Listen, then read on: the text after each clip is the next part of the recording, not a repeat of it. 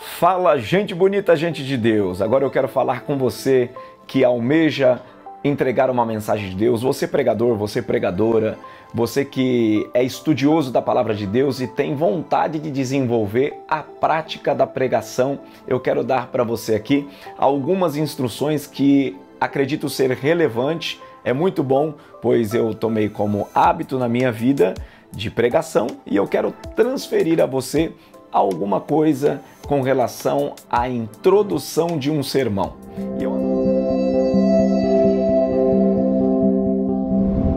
E eu anotei aqui algumas verdades que precisam ser faladas para que você não cometa gafes. Exatamente, gafes na introdução do sermão pode matar todo o seu sermão. Muitos pregadores têm dúvida como começar um sermão e é de grande importância a qualidade da sua introdução para que ela não seja monótona, não fique redundante e as pessoas sintam desejo de ouvir aquilo que você tem para dizer durante todo o sermão e ele ser concluído com um resultado positivo, salvação de almas, graça de Deus.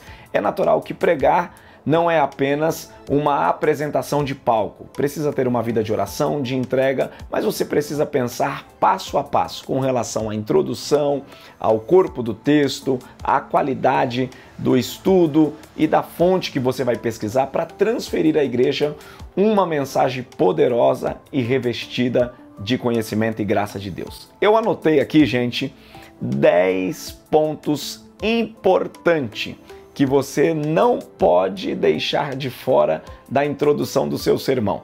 Porque quem aqui nunca passou pelo momento de dúvida sem saber o que falar numa introdução? Eu já tive essa grande dificuldade. É provável que você também já tenha tido. Já se atrapalhou? Meu Deus do céu! Já deu branco? Já perdeu o que ia falar na introdução? É horrível. Então segue aí 10 passos e eu deixei anotado aqui para você começar a sua introdução com qualidade. Em primeiro lugar, comece a sua introdução mencionando o texto bíblico.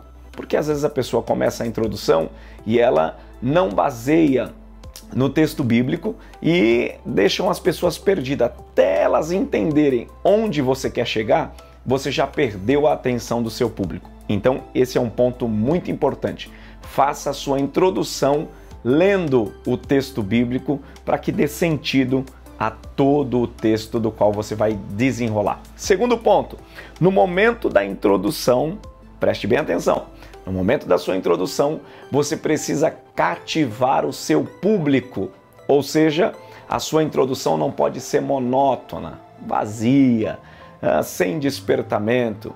Você precisa estar falando e acreditando na sua fala. Disse que um pregador pregava e perguntou para o seu ouvinte: você acredita no que eu falo? Acredita no que eu prego? E ele respondeu: como eu posso acreditar no que você fala se nem você mesmo acredita no que prega?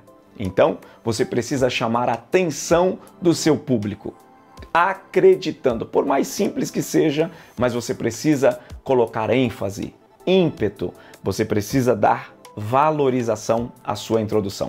Terceiro ponto, comece contando um fundo histórico, exatamente, um fundo com base, uma história, a partir da geografia bíblica ou de uma ilustração, mas com um fundo histórico para que as pessoas entendam com clareza o que você quer dizer. Em quinto, tome cuidado com o tamanho da sua introdução. Gente, isso é de extrema relevância, porque se você tem 30 minutos de pregação, não adianta você fazer 25 minutos de introdução. Você tem que ter um senso. E aí, quanto tempo eu devo ter na minha introdução? Você precisa entender que cada igreja tem um padrão de horário. Então, esse tempo está ligado ao momento em que o pastor ou quem está dirigindo o seminário ou o culto estipula para você o quanto você vai falar. Mas eu tenho uma introdução, eu não consigo fazer uma introdução de 10 minutos. Ou seja, você precisa enxugar de maneira que você faça uma síntese inteligente da sua introdução, transferindo tudo aquilo que você acha relevante e não perdendo os pontos principais. Então, não exagere no tamanho da sua introdução. Tem gente que faz uma introdução tão longa que quando termina, ele mesmo está dormindo. Agora, sexto ponto. Não tente impressionar as pessoas com palavras difíceis que não fazem parte do seu vocabulário. Isso é muito importante, pessoal.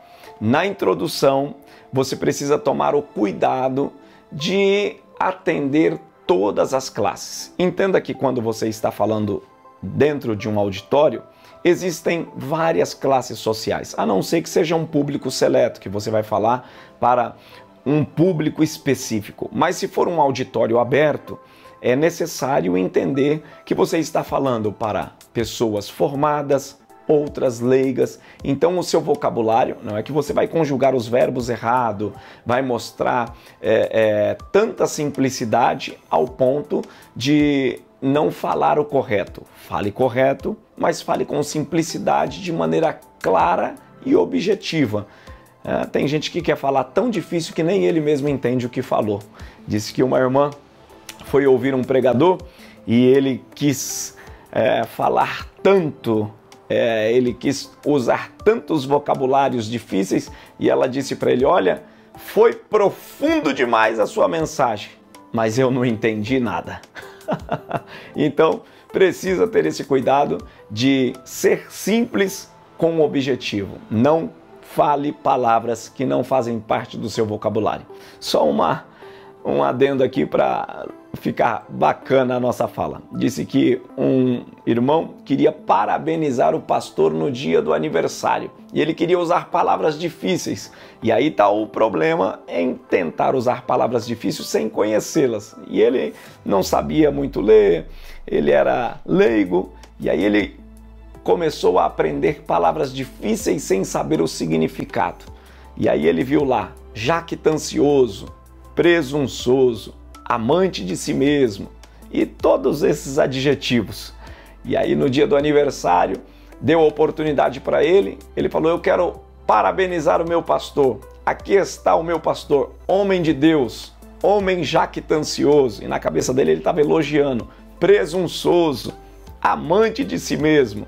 E aí todo mundo foi ficando espantado, porque enquanto ele achava que estava elogiando, o público estava vendo que ele estava acabando com o pastor. Então, usar palavras difíceis também pode incorrer no erro de você estar falando o que não sabe, e isso não é edificante. Sétimo ponto: não fique falando sobre você na introdução.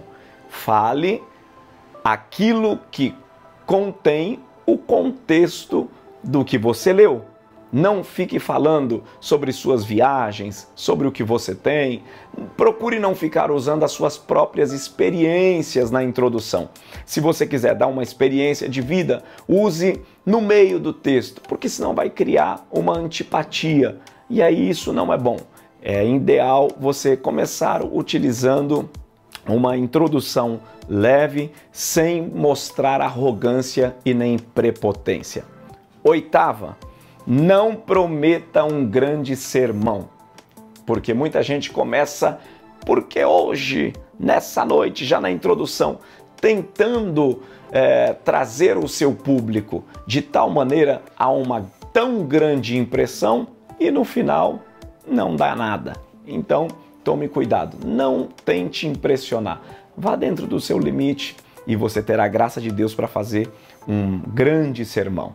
E então, isso faz parte da introdução. Não prometer ao seu auditório aquilo que você não tem, aquilo que não vai na sua bagagem. Nono: não copie o jeito de outros pregadores, mas desenvolva o seu.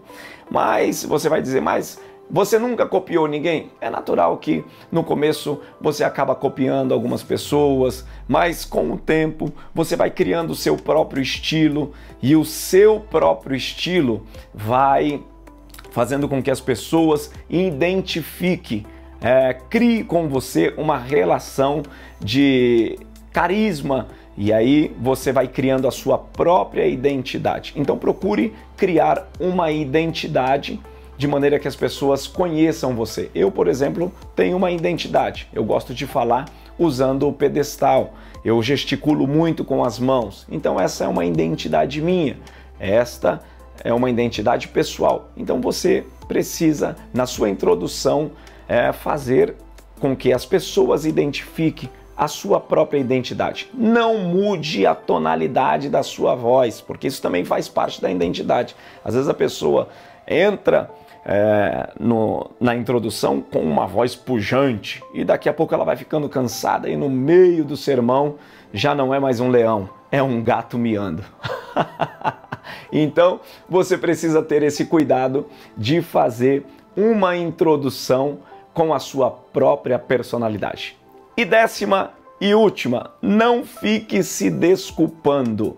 Seja objetivo, tenha firmeza naquilo que você vai entregar e não precisa ficar desculpando. Olha, me perdoe, porque tem gente que fica, se vitimizando. Você não precisa se vitimizar porque você não está indo para o altar na condição de vítima. Você está indo como arauto, levando uma palavra responsável de Deus ao coração das pessoas. Se você incluir tudo isso na sua introdução, tenho certeza que o seu sermão vai ser nota 1000 e pessoas se renderão a Cristo e o resultado será fantástico. Espero ter ajudado você.